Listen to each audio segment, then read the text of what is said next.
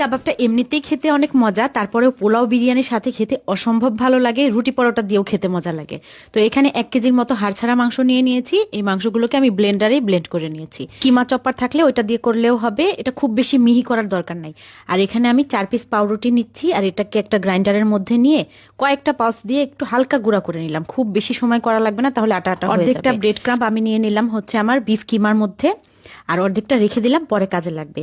এখানে 2 টেবিল চামচ করে আদা রসুনের পেস্ট দিয়ে দিলাম। 2 টেবিল চামচ করে দিচ্ছি কাবাব মশলা, যে কোনো ব্র্যান্ডের কাবাব মশলা বা হাতি বানানো শাহি মশলা দিলেও হবে। 1 টেবিল চামচ করে দিচ্ছি জিরা ধনিয়া আর গরম মশলার গুঁড়া। স্বাদ মতো একটু লবণ দিয়ে এর সাথে দিতে হবে হচ্ছে রেড চিলি সসটা। রেড চিলি সস না থাকলে হট টমেটো সস দিলেও হবে, রেড চিলি সসটা দিলে একটু বেশি মজা হয়। তারপর এগুলো দিয়ে দিয়ে এর সাথে দিচ্ছি একটা ডিম, হাফ কাপের মতো মিহি করা পেঁয়াজ কুচি দিয়ে দিচ্ছি, আর 2 টেবিল চামচের মতো দিচ্ছি ভাজা পেঁয়াজ মানে পেঁয়াজের বেরেস্তা। আর ঝালের জন্য 1 চা চামচ দিচ্ছি গোলমরিচের গুঁড়া। এখানে সাদা আর কালো 2টা গোলমরিচ একসাথে গুঁড়া করা আছে।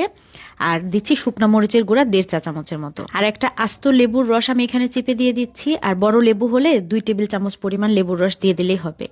বেশ কিছু কাঁচামরিচ দিয়ে দিচ্ছি ঝালের জন্য, কাঁচামরিচটা একটু বেশি দিলে অনেক মজা লাগে। পুদিনা পাতা থাকলে এখানে পুদিনা পাতা দিতে হবে, তো আমার কাছে পুদিনা পাতা নাই, আমি শুধু ধনে পাতা দিচ্ছি। আর 2 টেবিল চামচের মতো কিকো মেনে সয়া সসটা দিয়ে দিচ্ছি। লেবুর রস দিতে পারলে সয়া সসটা দেওয়া অত জরুরি না, তবে হাতের কাছে যেহেতু ছিল আমি একটু দিয়ে